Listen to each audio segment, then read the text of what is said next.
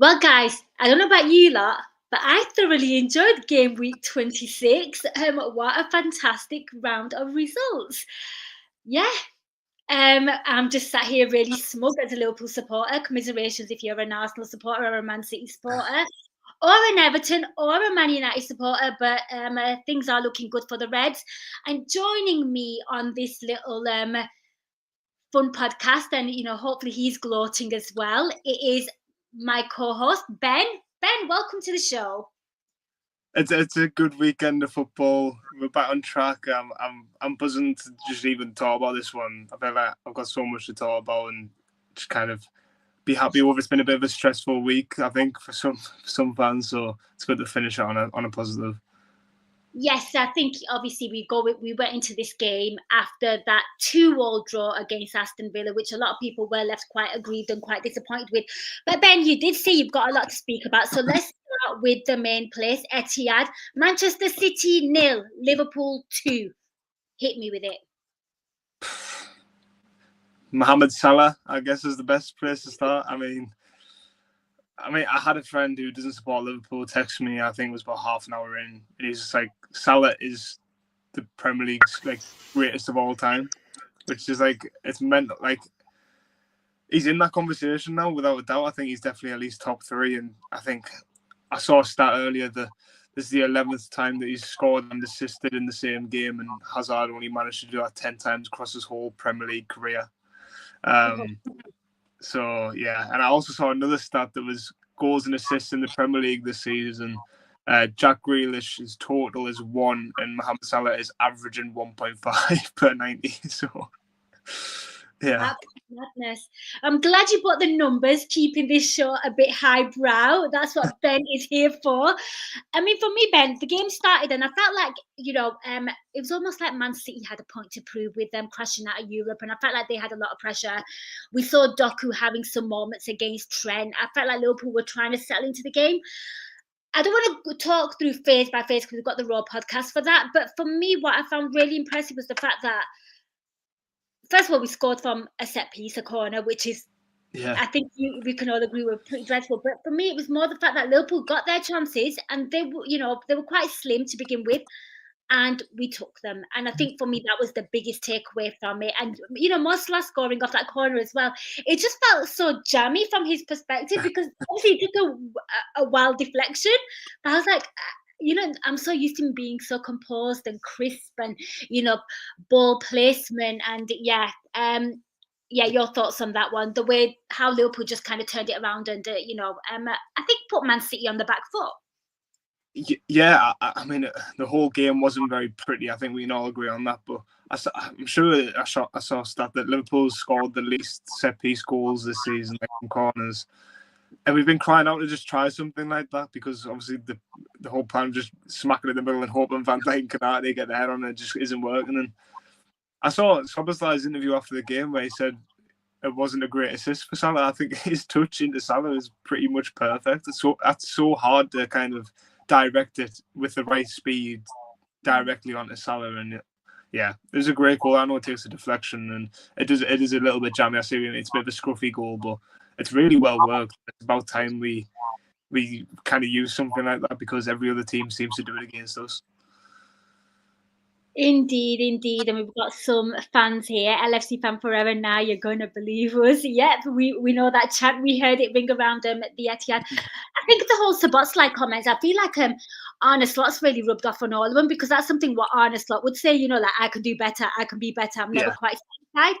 I mean, we're speaking about the attack, and of course, Mo Salah got the assist for Szoboszlai's goal, which, again, was absolutely magnificent. But I want you to talk about all this because there were some key performances. But overall, if I could just summarize this game, you agree, I agree, it wasn't the prettiest.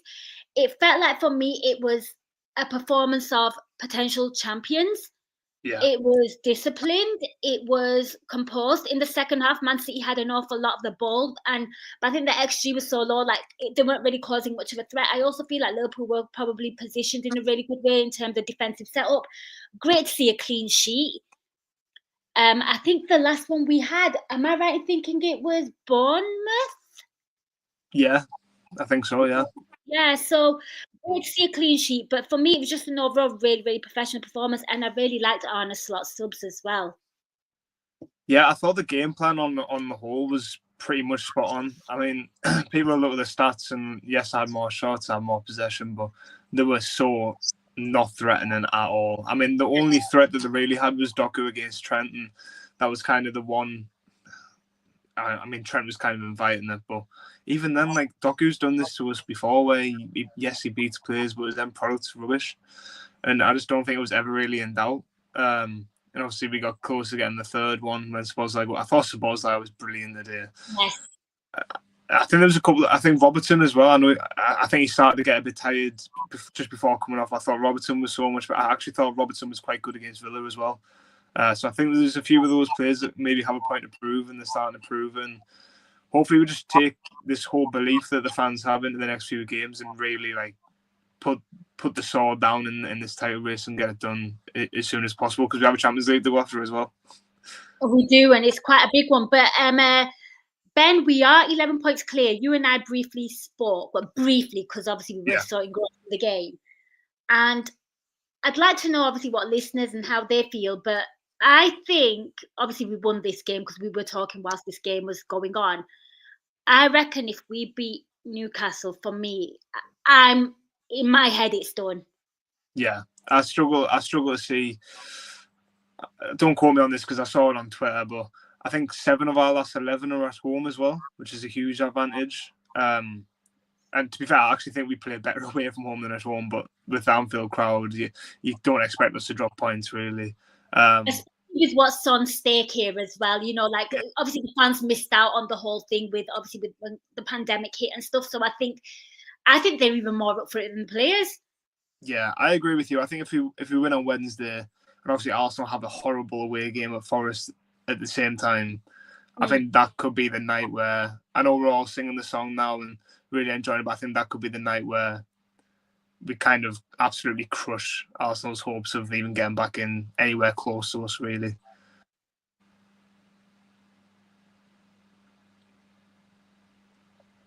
I think you're right. They are 7. I was just making sure we can quote you. It is 7. I think there's still some hard games in there. Obviously, we've got Arsenal to play at home. I think we've got Spurs to play at home, which depends if Spurs turn up. But yeah, there's going to be some hard games. Obviously, Newcastle on Wednesday is a huge one. But hopefully the atmosphere is rocking and we really kick on and get this wrapped up as soon as possible. Indeed. Any final takeaways from the Liverpool game before we move on?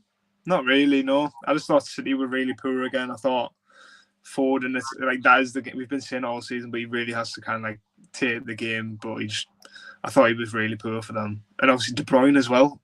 His legs have absolutely gone. Do you see a shot at the end of the first half that I'm pretty sure went out for a throw in? Yeah, and normally about 3 years ago he does that. Yeah. Your heart's in your mouth because you know. Yeah. You just knew what he was all about. I think his time's pretty much coming to an end at Man City. I feel like they're in that new phase now where they have to kind of change it up again. New set of players coming in. They just look really aged and jaded and like, I mean, it's not the Man City of old. And I mean, before we go anywhere else, because I think we do need to talk about this, and you're the perfect person to speak with on a podcast. Man City have really fallen off a cliff this season. And if you're an Arsenal fan right now and you've been trying for 2 seasons, and then this bald Dutch coach comes in, unheard of. Let's be, I didn't know an awful lot about him, and I'm sure many people didn't as well. Like, I'm going to be brutally honest. I'm not sit here and say I studied the Eredivisie. That's not true. I think actually my pinned tweet on Twitter is from when I interviewed Robbie Fowler, and I think the headline is literally I had to Google who he was because nobody really knew who he was. Yeah. I think Fowler even said, I think the first thing I realised was that he wasn't even top of the Dutch league. So people were writing him off a little bit. But he's proven everyone wrong. He has proven everyone wrong. But, you're an Arsenal fan, so you've tried for 2 seasons. Arteta spent, a shed load of money, let's be honest. And over the transfer windows, this bold Dutch coach comes in and he's 11 points clear of you. Like, I mean, like, what are you thinking? Like, how would you feel? Your head would be lost, wouldn't it? You'd be absolutely just perplexed. It feels like everything's going against you, but they've made their own problems, Arsenal. I mean, we may as well kind of talk about Arsenal's game yesterday. I mean, the whole thing of not buying a striker in January and then playing Marino up front is just... Oh, you know what they say, Ben, twice the charm. You know, it worked for him, against Leicester last weekend. For anyone that doesn't know, I'm sure you do know, it finished Arsenal 0, West Ham 1. And this looked like an easy 3 points for them, let's be brutally honest. But should we talk a little bit about West Ham here as well? Because I felt like they truly did kick on from maybe their second half performance against Brentford last weekend. Like, I felt like this was more them looking together. This felt like more like a Graham Potter side, and it felt like a Graham Potter result because he was notorious for this at Brighton. So things are looking really good for them. I thought they played really well as well. I mean, the red card for me was a red card because I do think Kudus was in a goal scoring opportunity. I don't think Arsenal fans can grumble at that. Yeah, it doesn't help that Rye is nearly at the halfway line as well. But yeah, it's definitely a red card, and West Ham could have won by more. I mean, Bowen had quite a few opportunities to score, and it's just such a lackluster performance. And I know I say this all the time, but you'd like to think of Liverpool wouldn't put in such a lackluster performance in a title race as that. There's just no way. I know they didn't have a striker and all that, but yeah, they create very little. This is the thing that I was saying to my mate who's an Arsenal fan. Yeah, you don't have a striker, but show me one chance yesterday where you even made a chance for a striker to score one. If you did have a striker, you know what I mean? And I think they only had 2 corners as well from my stat reading. They didn't score then. Yeah, well, they're not going to score. Yeah, evidently they're not going to score. But I think massive credit to West Ham. I think that's a huge 3 points for them, and they definitely needed that result and that performance. And it was nice to see some of the players, like you spoke about Bowen there, but it was great to see, the likes of even like Wan-Bissaka, looking impressive for West Ham. I don't know where he pulled that from. Them kind of surgeon runs forward, step overs the lot. I mean, he had Calafiori, he didn't know where he was. Yeah. And I think also it's worth noting as well, Arsenal's 15-game unbeaten run came to an end as well, so a stat was broken, I guess. The 15-game unbeaten run that got them 2 points closer to us for about 4 days. Indeed, right. So, as everyone knows, us and Arsenal, we're in some kind of title running. And there's some football being played midweek. And lo and behold, we've got to play Newcastle at home. Arsenal have to go and travel to Nottingham Forest away. Coincidentally, those two teams played each other. So Newcastle versus Nottingham Forest, it finished 4-3 to Nottingham Forest. What did you make of this one? My word, it started off so, the early goal by Nottingham Forest, and I was like, oh God, here we go again. But my word, Newcastle really turned up the heat in the first 30 minutes, first half even. I think it was 4 goals in about 13, 14 minutes, I think. That's something mental like that. I mean, yeah, I don't know. I think the one thing we can take from this as Liverpool fans is obviously the last time Forest got beaten comfortably. I know they got smashed for the most part, really.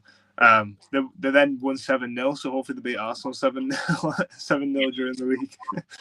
I like your thinking. Although I did notice something about Newcastle, though.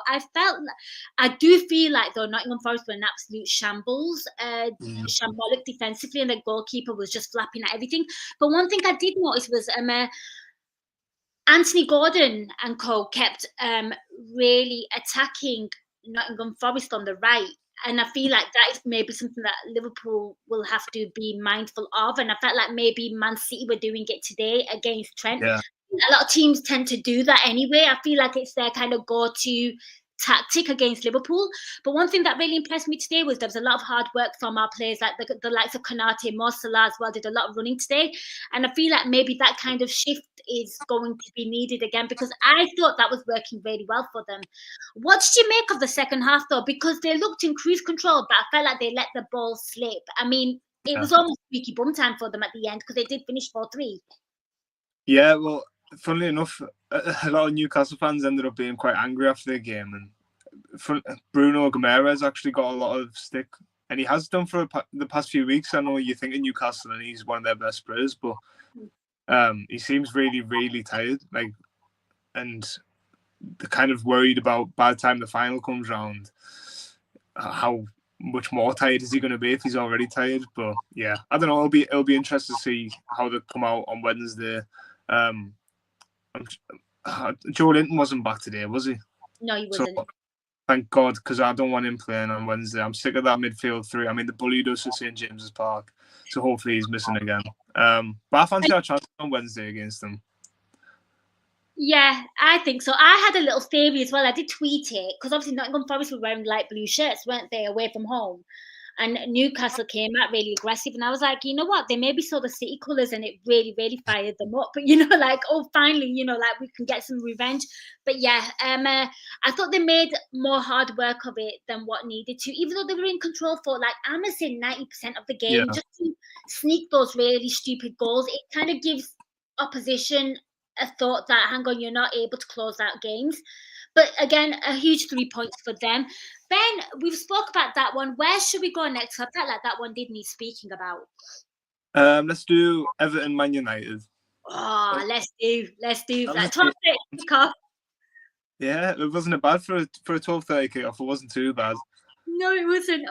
Obviously, I want you to talk about the goals, but I want to talk about the whole referee thing right at the end. It finished 2-2. Yeah. It would have gone the other way. There could have been a penalty to Everton.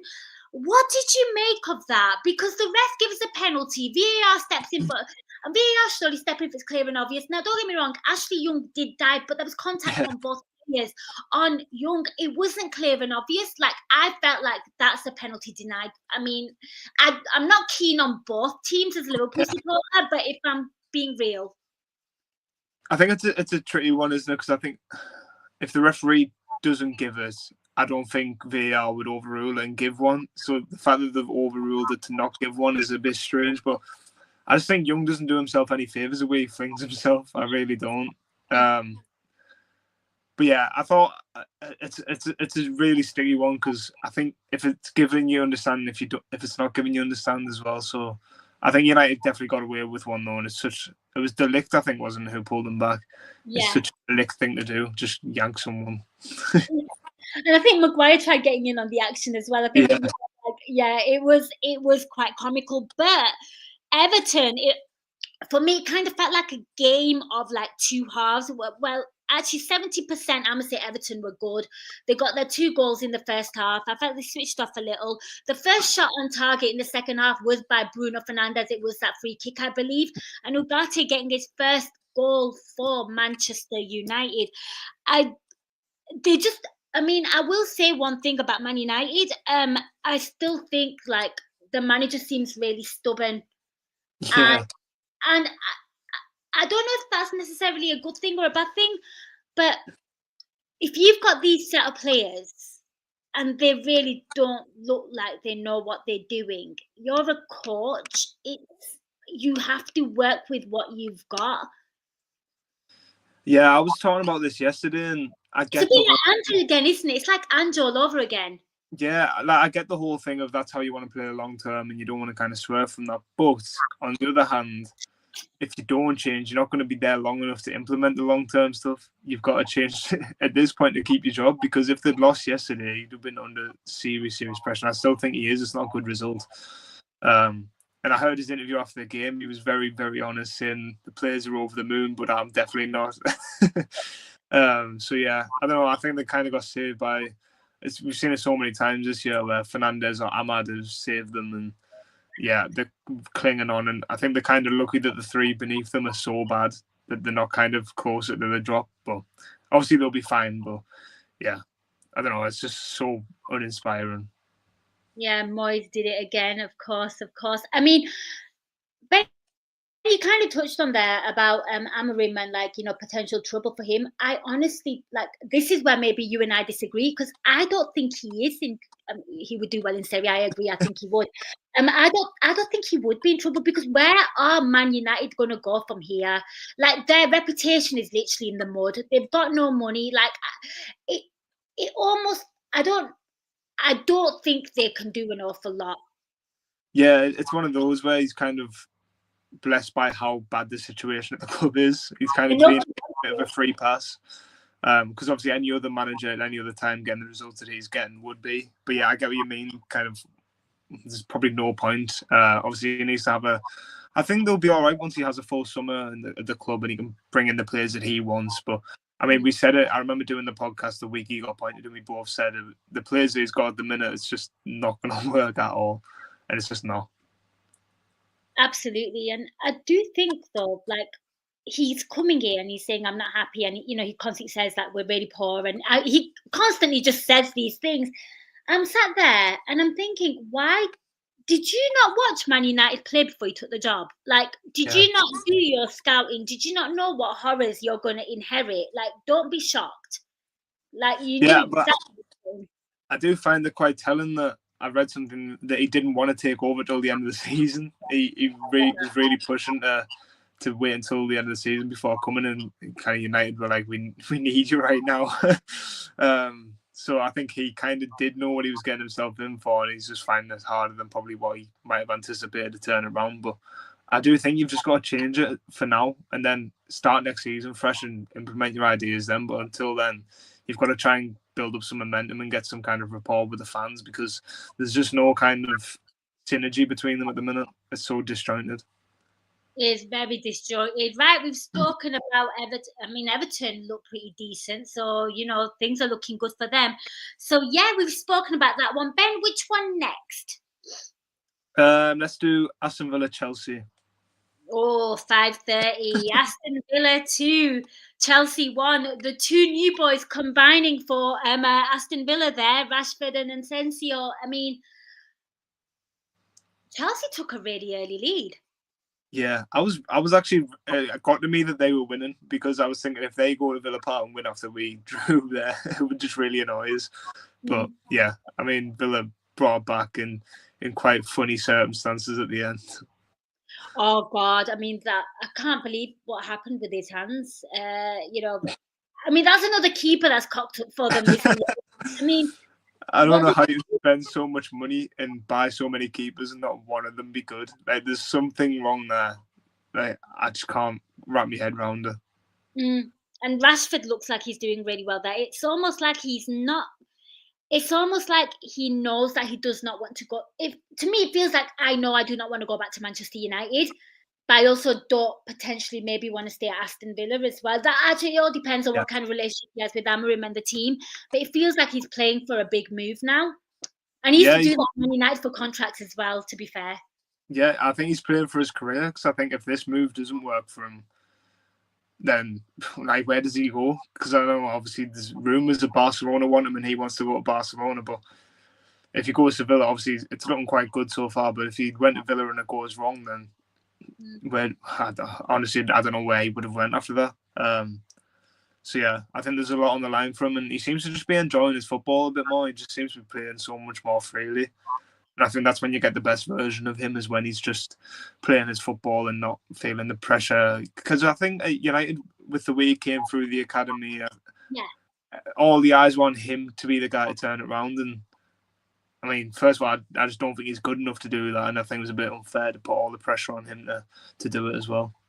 Yeah, maybe just not being an academy player and it being his boyhood club might just take off so much, and he can just maybe enjoy his football. I think that's a really good point there, Ben. Actually, I didn't even think about it like that, because I do think there's some mental strength and resilience that is required to deal with that kind of pressure and to deliver to where the club wants you to be as well.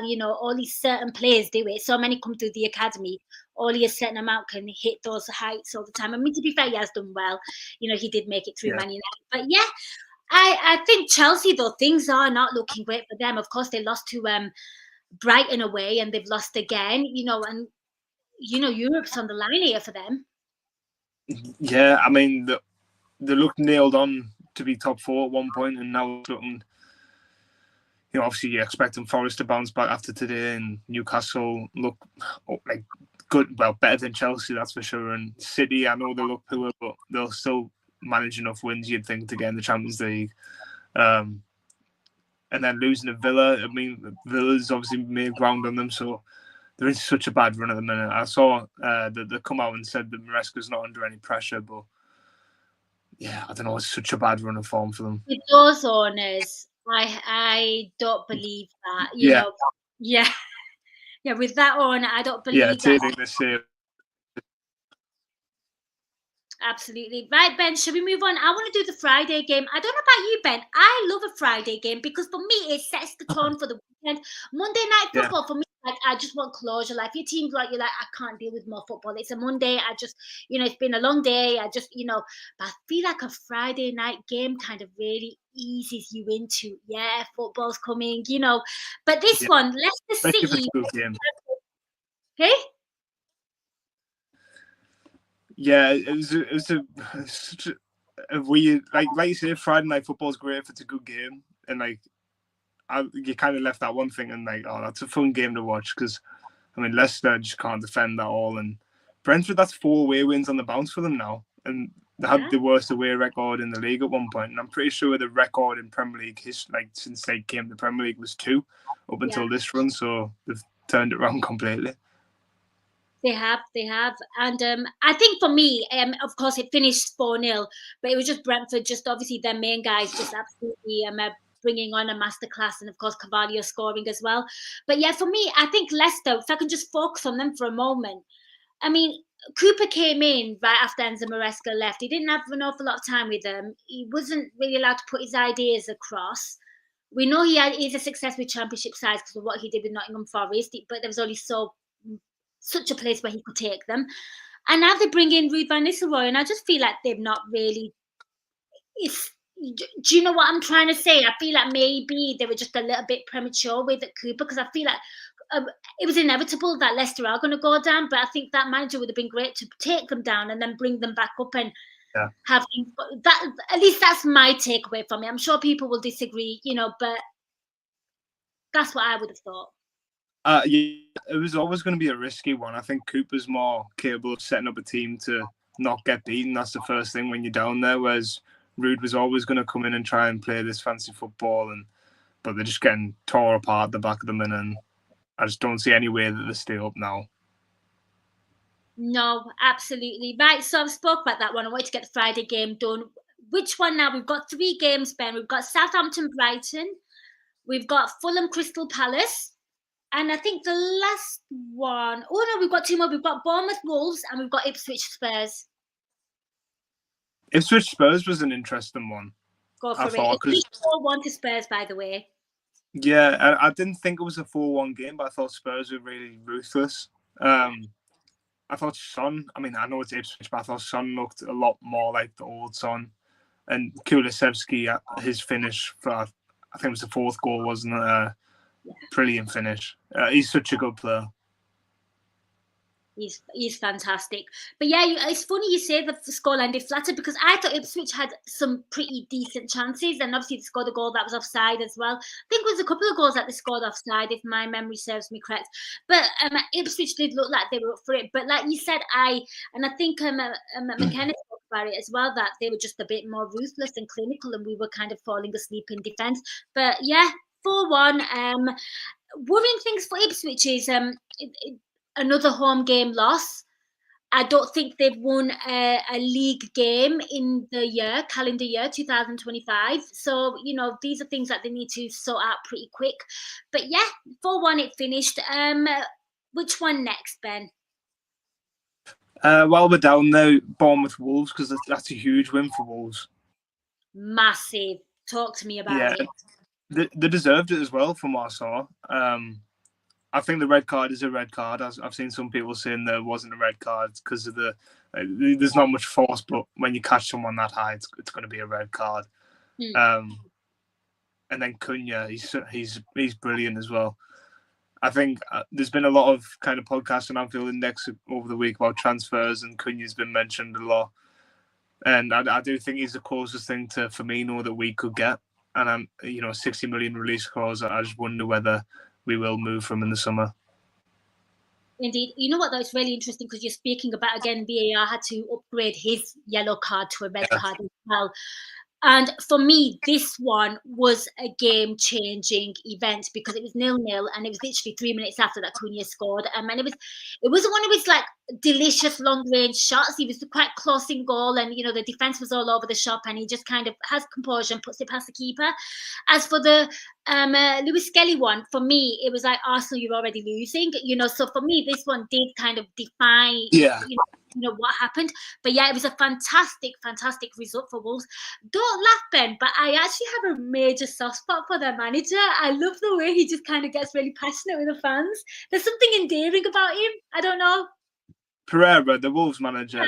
Yeah. I saw it when they beat Blackburn in the cup. He took them all over to the away fans, and yeah, I think I don't know whether it's because the Klopp effect rubbing off on us, kind of where we miss kind of the fist bumps and stuff. So yeah, I get what you mean. He's doing well with them as well. I think they're on a poor run in terms of results before yesterday, but I think the performances have been there. I mean, we saw more than anything when they came to Anfield that they are a tricky team.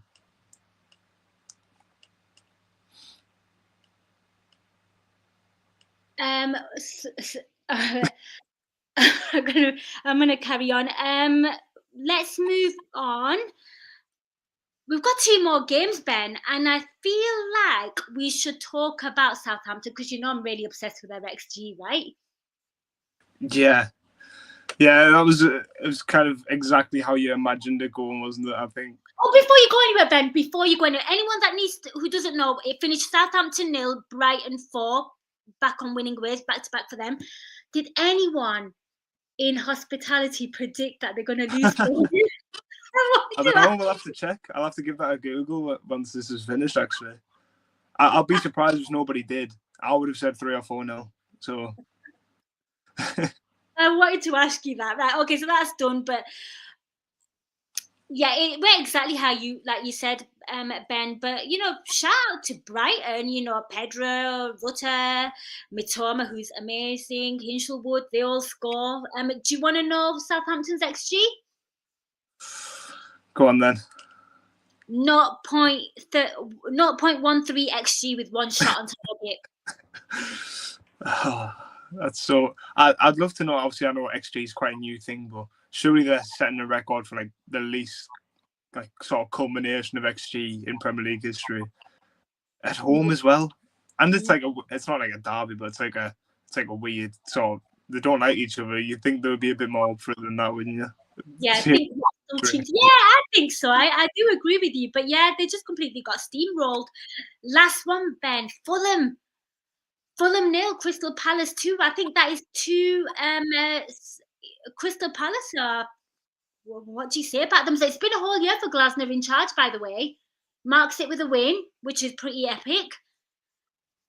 One thing that kind of made me laugh a little, and I shouldn't laugh, but it was an Anderson on goal that kind of put Palace in front. And obviously we all know he was a former Crystal Palace player, and plus I don't really like him that much because I remember he got Darwin Núñez sent off. I remember these things.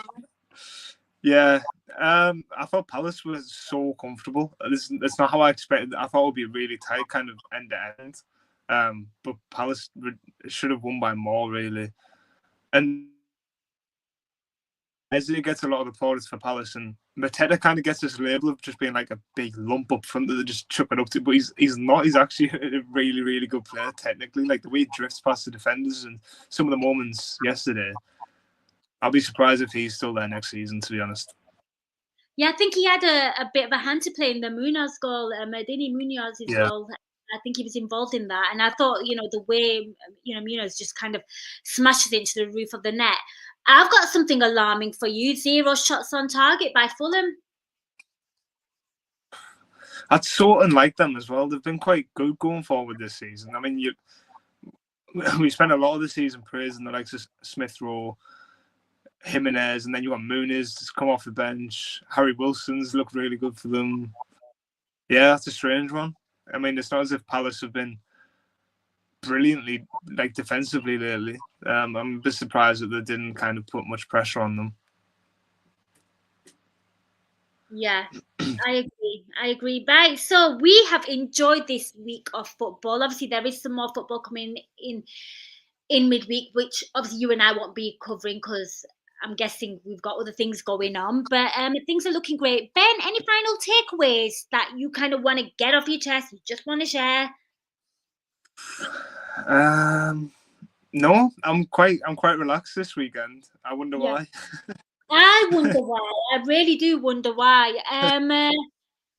Well, you've been really busy. So, guys, this is us coming to the end of the podcast. But before I let Ben go, Ben, you've been busy. I know you've worked on a really impressive podcast again. So, can you let listeners know where they can find it, and also all your socials, please?